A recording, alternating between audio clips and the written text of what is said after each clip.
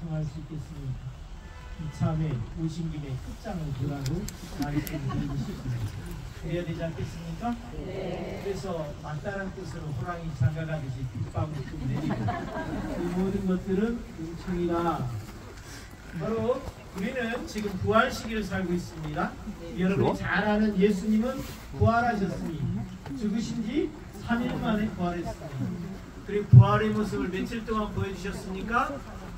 40일 동안 보여주셨으니 그리고 제자들과 500명이 보는 가운데 하늘로 승천하셨으니 바로 이것이 우리 신앙의 중심입니다. 그래서 이것을 바로 우리는 부활이라 하고 그 제자들이 겪은 40일 동안의 부활의 체험은 이 기사 안에 다 집중되어 있습니다.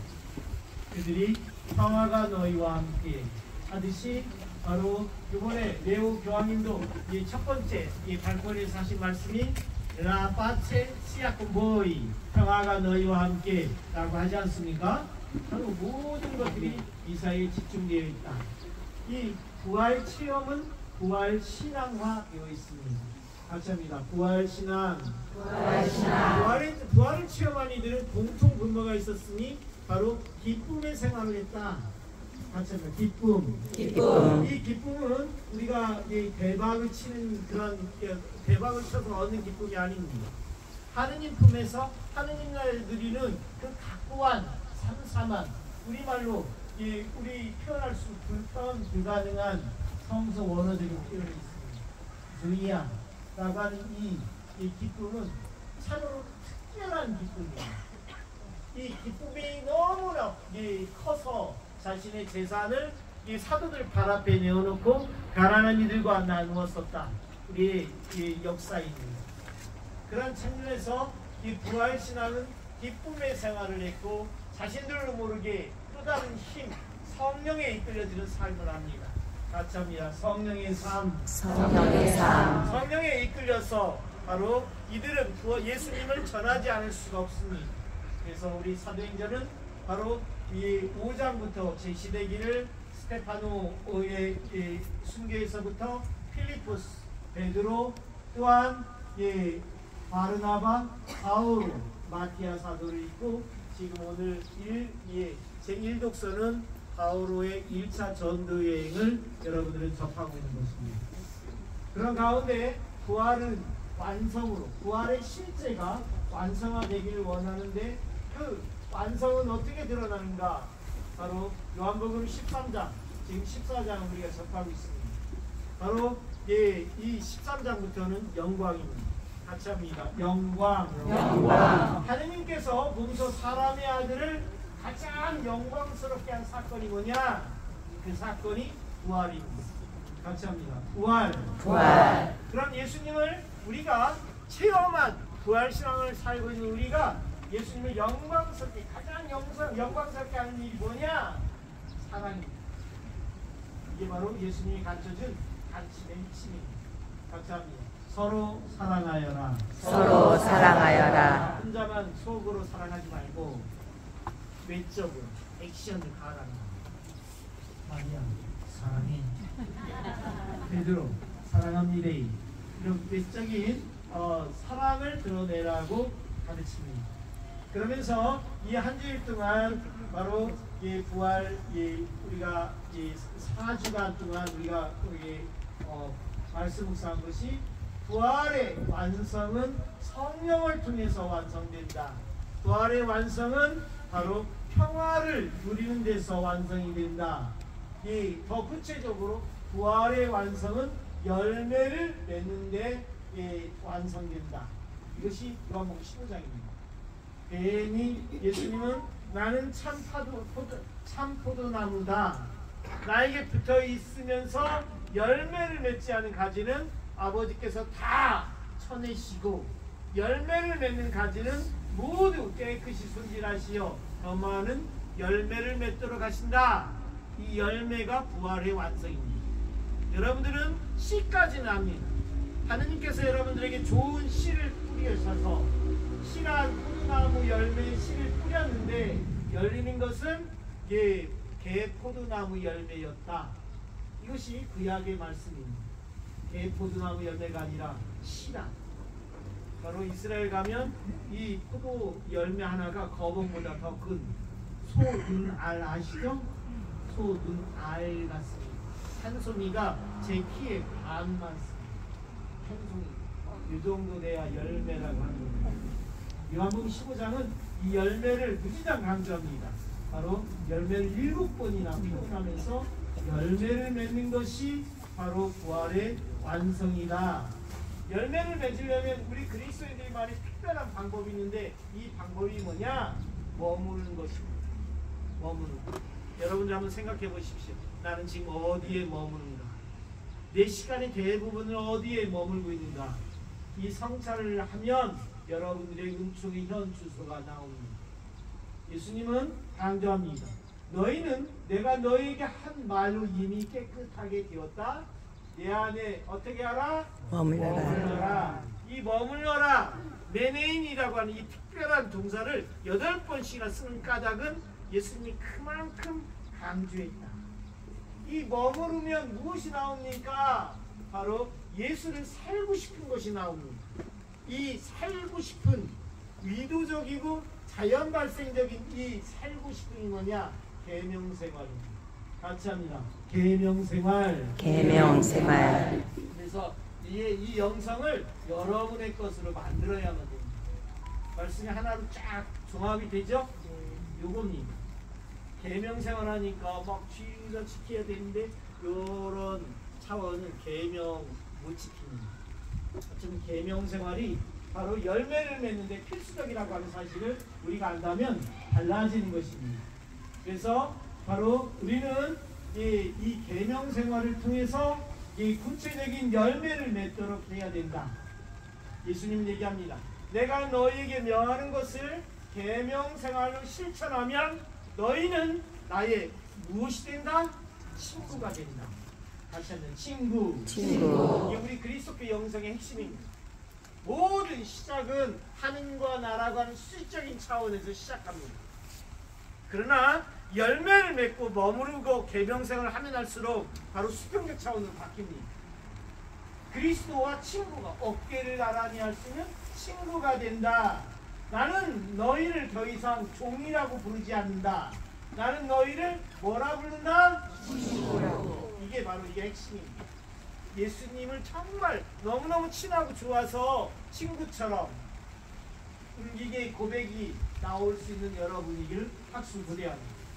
그래서 이 친구처럼 이것을 누리기 위한 것이 바로 우리의 지향인데 신앙은 가치가 중요합니다. 왜 우리가 순교 성지를 방문합니까? 성지를 방문하는 까닭은 바로 이분들이 죽음의 대가를 이루고자 했던 가치, 하느님 앞에서 만민이 평등하다, 남녀가 평등하다, 바로 양반과 상금이 없는 계급이 없는 계급이 탑화된 세상, 인간이 존엄한 세상을 바로 지향하면서 이들은 수고했습니다. 맞습니까? 바로 그리스도 안에 머무르면, 그리스도의 신앙을 지향하면 이 가치가 나옵니다. 여러분의 남녀가 평등한 것이 5.18 광주를 통해서 이루어진 것이 아니라 바로 한참 더 오래 우리의 장한 순교자들의 순교의 덕택이라고 하는 사실을 여러분은 알려야 됩니다. 고증을 시켜야 됩니다. 여러분들이 바로 왜 이것을 자랑스럽게 자녀들에게 교육시키지 않습니까? 이것을 무장시키도록 우리는 순례를 하는 것입니다. 같이 바로 이 여러분이 성지를 많이 다닐수록 바로 한국 천주교의 역사를 한 번에 꿰찰 수 있는 맥락을 잡아야 되는데 그걸 못 잡아서 좀 안타깝습니다. 그래서 맥을 갖춰드리면 바로 우리 한국 천주교회는 1784년 바로 이승훈 베드로가 북경에서 이 세례를 받고 처음 들어오면서 천주교가 시작됩니다. 바로 이승훈 베드로가 들어오면서 갖고 온 책 마치면 제가 선물 하나 드리겠습니다. 어수선하니까 천주시. 마테오 리치 친구님의 천주시라는 책이 하나 있습니다. 또 하나 실극이라는 책이 있습니다. 이 책을 쓴 신부님의 이름은 누구일까요? 검색을 하기 전에 자, 이 칠극이라는 책을 처음으로 썼던 신부님 장하십니다. 여러분 이 정도 알아두고 판토하십니다. 이제 알겠죠? 네. 아는데 머릿속에 맴드는 것이 우리의 한계입니다. 여하튼 이 두 권의 책을 가지고 이 조선에 들어왔는데 이 조선에 이승훈 대두리의 스승인 이벽 세례자 요한과 권철신 안그루시오는 세례를 청합니다. 그 세례를 받고 이제 천주교 교리책을 가지고 바로 연구하기 시작합니다.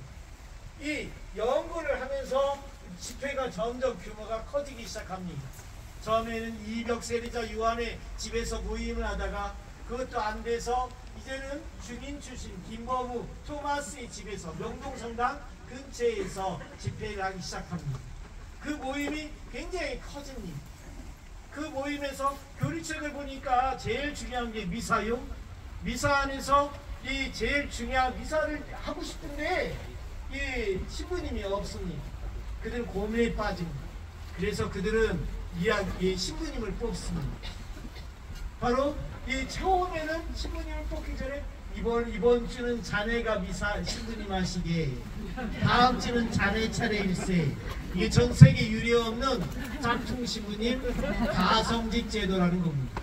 같이 한번 가성직 제도. 가성직 제도. 이 가성직 제도를 하면서 신자들이 늘어나니까 이 신부님을 10명을 뽑습니다. 10명을 신부님을 두고서 미사를 하기 시작하니까 1000명까지 신자들이 늘어납니다. 신났습니다. 그런데 그때 마침 1790년 진산에서 조상 제사 거부 사건이 일어납니다. 그러면서 윤지층 바오로와 권상현 야고보가 이제 순교하시게 되자 바로 이 박해의 기운이 한양까지 미치자 한양에 있는 양반님들이 전부 다 숨어듭니다. 이것으로 한양은 판이 끝납니다. 그때 바로 이 10명의 신부님의 모임 중에 주교님 역할을 했던 권일신 프란시스코 하비에르는 바로 노비 출신이었던 신부님 이존창 루도비코에게 시절이 어수선하니 자네는 고향에 내려가서 선교하시게. 그의 고향이 한양을 벌쩍 뛰어서 홍성역 예산입니다. 예산 여사울 성지에서 그 생가터에 터를 잡고 미사를 드리고 교리를 가르치는데 신자들이 많이 늘어나자 공소 이전의 건물, 그 건물의 이름이 뭡니까? 천당이라는 이름을 짓습니다. 또한 그 공소 이전에 건물을 짓고 신당이라고 이름을 짓고 거기서 종교 집회를 합니다. 천주교 신자들이 들불처럼 번지기 시작합니다. 바로 그때 당시 임금 정조는 긴장하기 시작합니다. 도대체 왜 하필 환경으로 치면 바닷물이 육지로 들어온 내포지방이냐. 그것도 조선시대에 충청도에는 4개 주가 있으니 홍주, 공주, 청주, 충주 4개 중에 군사, 문화, 행정의 중심지인 홍주. 홍주는 본래적인 이름이고 홍성이란 말은 일제시대 때 이름입니다. 홍성이란 말을 빨리 홍주란 말을 바꿔야 됩니다. 됐을 때 이 홍주 땅에서 일어나니 이 정조는 처음으로 천주학을 사학이라 규명하고 천주교 신자들을 전문적으로 추포하고 교리책을 빼앗기 위한 관청을 둡니다. 여러분들이 진영장 보셨죠? 바로 진영장 그 터를 아우르는 성당 보셨죠? 성당 옆에 아우르는 지역까지 이 홍주 읍성에는 이 정삼품 바로 이 당상관 문관이 다스리는 동원이 있었고 또한 무관 정조는 치밀합니다. 바로 무관 당상관 정삼품을 바로 진영장으로 놓고 천주교 신자들을 오가 작동법 바로 지금 북한의 주민 통제 방법이 오가 작동법입니다. 이 오가 작동법을 적용해서 5집을 한 단위로 묶어서 천주교의 천자만 들어오면 전부 다 잡아들입니다. 이 홍주의 관할 안에는 22개의 현이 있었습니다. 이름하여 오늘날 서천서부터 평택까지가 전부 다가 이 홍주목 관할입니다. 여기서 오가작동법을 통해서 천주교 신자들을 잡아들이니 바로 이 천주교 신자들은 군의 경계에, 현의 경계에서 모여 살기 시작합니다. 그것이 바로 오늘날 아산 신창 남방지 근처의 첫 번째 교우 신자촌이요, 우리 박신부님이 전에 있었던 성당 지임실, 바로 그 남방제에서 교우촌이 형성되고, 또한 최한옥 신부님이 태어났던 바로 줄무덤, 바로 줄무덤 근처에 바로 교우촌이 형성되는 그 사례가 그렇습니다. 이곳에 바로 각 현에서 잡혀온 과정은 너무너무 끔찍했습니다. 기록에 의하면 권장 한 대 맞고 배신한 사람도 있고, 권장 3대 맞고 도망친 사람도 있습니다. 바로 거기에서 신문과 고문을 이겨낸 이 사람들이 이 홍주목이 전부 다 잡아들였습니다. 여기에 모인 사람들 중에 양반들과 돈 있는 사람들은 바로 그들은 소송을 걸어서 그때 당시에 상급기관이었던 바로 공주 관찰사가 있었던 공주 가명으로 보내서 이름을 남겨주고, 이곳은 대부분 양민들과 천민들이 죽게 되니 바로 임금만이 사형을 할 수 있는 경국대전의 법에 근거한 조선 후기는 부군이 세하기 시작하자 지방 관리들이 직형을 처하기 시작합니다.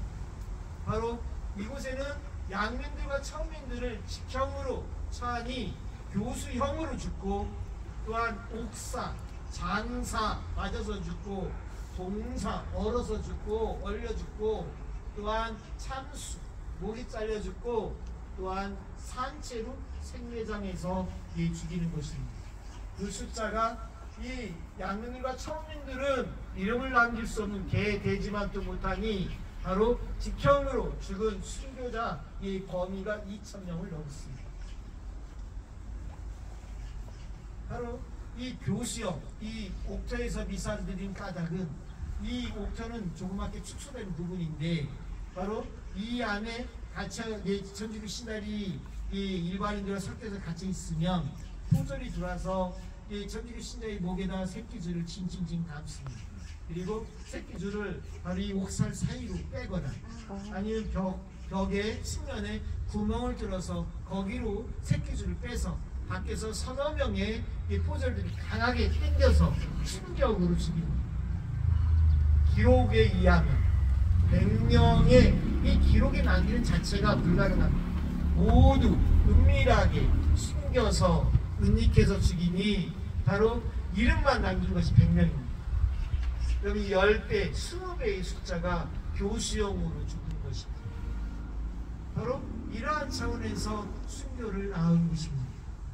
바로 여러분들에게 말씀드리고 싶은 것은, 오늘 여기 순례하는 분들 중에 레지오마리 꾸리아 장로님들도 있고 부여원들도 있고, 이 많은 순교자들 다 일일이 소개할 수 없으니 바로 이 이문명 이여산 바오로의 순교자를 소개하고 싶습니다. 바로 우리 교회의 역사는 1791년 바로 이여산 바오로 삼형제가 잡혀옵니다. 그 중에 큰형은 바로 감옥에 갇히고 사형 이전에 조선의 방법은 유배를 보내는 일이었습니다.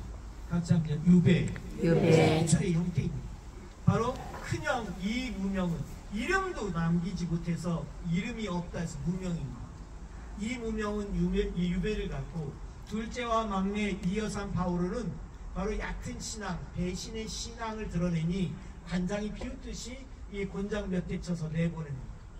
그래서 산속에서 10여 년을 숨어 삽니다. 그러다 또 박해가 일어나자 또 잡혀와서 두 번째 신문을 가하니 똑같이 배신의 신앙을 드러내니 관장은 안심하고 곤장 몇 대 쳐서 또 내보냅니다. 그러기를 15년을 삽니다. 장마치 25년입니다. 이때 당시에 큰형 이무명이 풍문으로 유배지에서 순교했다는 말을 듣습니다.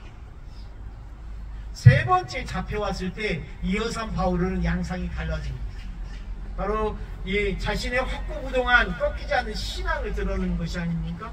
용기 있게 신분을 받고 사형을 받아들인 것이 아닙니다. 단장은 느낌이 어떻겠습니까? 열이 쳐봤습니다. 사람 같지 않아서 살려두었더니, 그래서 이 기록에 의하면 헤아릴 수 없는 몽둥이질을 하라고. 한두 대 맞아야 헤아릴 수가 있겠습니까?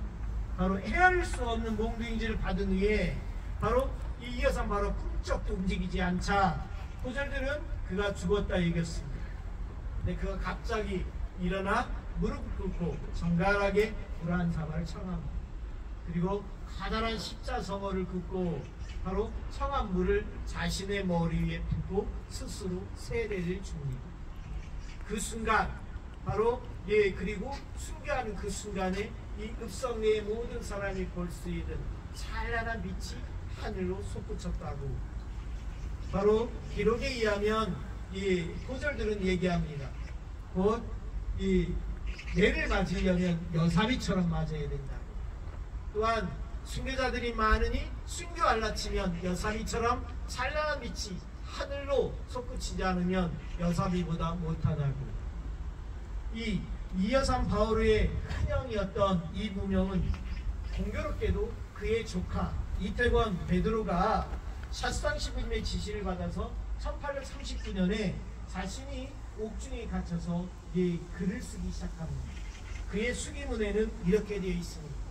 부친 이 무명이 유배생활 4년 1804년에 순교하였는데 아버지와 함께 갇혀 있었던 교우들이 적어주기를 부친이 돌아가실 무렵 이 무명은 며칠 전부터 신음을 하다 바로 한 번은 꿈에 하얗게 차려입은 한 부인이 와서, 이 부인이 누구이겠습니까? 성문. 바로 한 부인이 와서 너의 병이 중에서 내가 너를 위로하러 왔다. 너무 걱정하지 마라. 고 하면서 이 무명을 위로하더랍니다. 바로 이게 같이 있었던 사람들이 쪽지를 적어서 본래 아들 이태권에게 바로 주었던 내용입니다. 그 뒤로 이 무명은 병이 완전히 사라져서 다른 사람들과 멀쩡하게 이야기를 나누고는 바로 얼마 후에 다시 소생하지 못하고 순교에 이릅니다. 바로 아들 이태권 베드로는 고백합니다. 성모님께서 내 아비를 보호하심이 파견에게 보여준 사건입니다. 그러니 너무 슬퍼하지 마십시오. 바로 이게 순교의 역사입니다.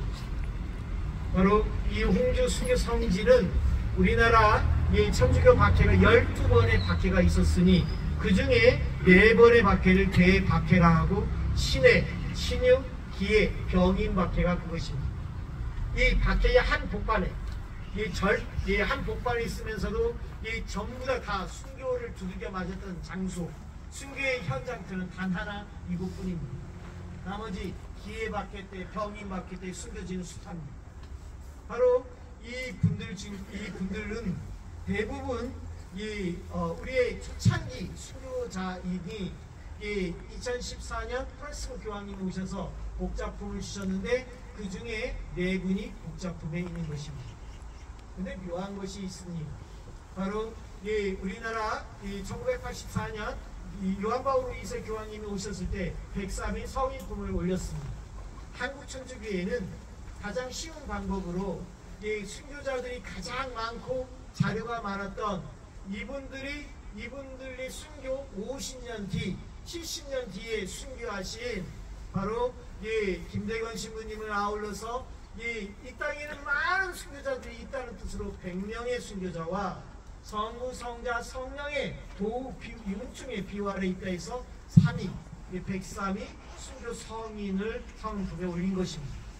근데 실상은 바로 그 한참 선배들이 이분들이 먼저 성인품에 올려야 되는 것이 맞습니다. 1791년부터 1801년 신해 신유박해 때의 순교자 그분들은 바로 지금 2014년도에 복작품에 오른 것이 일부요. 지금 하느님의 종 복작품을 기다리고 있는 분들이 많습니다. 그러면 여기서 중요한 것은 바로 이 103의 순교자들과 114위 복자들 중에 출신지를 잘 보라는 것입니다. 이 출신지 면모를 보면 바로 42%가 전부 다 이 홍주 출신이었다는 것입니다. 그러니 이 홍주 순교 성지가 얼마만큼 역사적으로 무게와 깊이가 있다는 사실 또한 잊어서는 안 될 것입니다. 바로 그래서 한국천주교회사를 순교사를 맥을 잡아드리면, 그래서 한양은 사람을 친 머리요, 바로 이 홍주 순교 성지는 바로 심장과 같은 곳입니다. 바로 이곳에서 바로 박해를 피해서 도망가니 경상도 대구로 도망가고 강원도 전라도로 도망가니 박해는 복음화의 한 일화, 원리가 됩니다. 그래서 전국 복음화를 이루는 것입니다. 여기서부터 번져나가는 것입니다. 바로 한국천주교회는 이제 세계 국제 성지도 이제 갖게 되었습니다. 회미 국제 성지. 그러나 이 정사로 놓고 볼 때 바로 여기에서 이 순교와 순교의 현장터도 있고, 또한 해미 성지도 무명 순교사를 많이 낳았지만 바로 홍주 순교 이 성지의 관할현이었습니다. 그러고 보면 바로 이 국제 성지가 이 해외에서 지금 이제부터는 해외 우리가 이태리의 성지 순례를 가듯이 바로 이 유럽인들이 이 우리나라에 찾아오고 동남아 사람들이 성지 순례를 하기 시작하고, 2027년 세계 청년대회를 기점으로 한국천주교의 위상은 또다시 새로운 모멘텀을, 새로운 계기를 마련할 것인데, 우리가 내세울 만한 국제 성지 하나는 있어야 되지 않겠습니까? 그랬을 때 해미 성지 하나 가지고는 이 그 규모나 인지도의 차원에서 약합니다. 그랬을 때 이토록 두 번째 순교터인 이 홍주 순교 성지가 조성이 잘 돼서 해미와 홍주 순교 성지, 그리고 우리 장안 김대건 신부님 계신 당진 솔매, 이 지역이 다 20분 거리에 있으니 그걸 한 틸루에서 성지화한다면 저 루르드와 파티마와 비할 게 없는 바로 국제 성지화 할 수 있는 위상을 갖게 될 것입니다. 바로 여러분들은 이 미사 전에 보았습니다. 성당, 지금 홍주 순교 성지 안에 바로 기념 성당이라 해서 성당을 방문했는데, 저 성당은 작년 6월에 입주한 것입니다. 여러분 아직 좌측에 보면 홍주 청년 문화체육관 있죠? 바로 옆에 한옥식 건물. 이 건물 바로 옆에 조그만 터, 지금 차량이 수용차가 한 10대 미만의 차들이 파킹된 그 장소가 작년 9월에 없어진 4층짜리 한일약국 건물입니다. 이 건물 1층에 20평 규모의 임대로 월세를 내면서 성지 성당이 있었습니다. 지금 충남 홍성과 예산을 반반씩 거쳐서 충남도청이 들어섰습니다. 이름하여 대포 신도시라고 하는 측면인데, 바로 그러한 도청이 들어서면서 홍주 읍성 보건화 사업이 한참 진행 중에 있고, 여러분들이 보면 지금 흥들을 느낄 수가 있습니다. 주차장으로 보이는 모든 것들이 홍성 지자체에서 사들여서 바로 지금 2032년도에는 이 지역 읍성 내에는 바로 모든 민가들을 없애고 바로 이 민속촌처럼 바꾼다는 것입니다. 그런 가운데 저희 성지 성당도 이 작년에 저 부시기 전에 저 성지 성당 건물을 갖고 있을 때 바로 이참에 이 건물을 매입했고, 성지 성당은 읍성 밖으로 나가라 했습니다. 성 밖으로 나가야 되겠습니까? 나갈 수는 없는 일입니다. 삼척동자도 할 수 있는 답입니다. 그런데 그런 성 밖으로 나가라고 강요를 했을 때 나갈 수가 없는 일이었고, 그래서 이 읍성 내에 머물고자 힘겨루기를 하면서 100평 규모의 한 공직자가 그럽니다. 신부님이 제 아무리 그래도 이 읍성 내에 천주교의 땅이 단 한 평도 없다고, 그것이 사실이었고, 그래서 이의를 제기할 수가 없었습니다.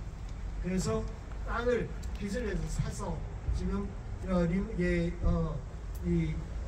리모델링을 대수선을 보고 리모델링을 해서 작년 6월에 입주한 것입니다. 모든 것이 참으로 우여곡절이 많습니다. 그럼에도 불구하고 우리 자랑한 순교자들과 이 복자들을 편향할 성당과 하느님이 현존할 성기성당이 있어야 되지 않겠습니까?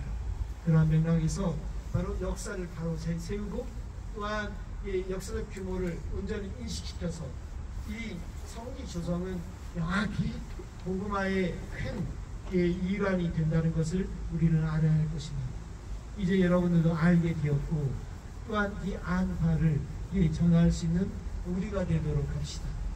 그것이 바로 순교자들을 편향하는 일이 됩니다. 아멘. 아멘.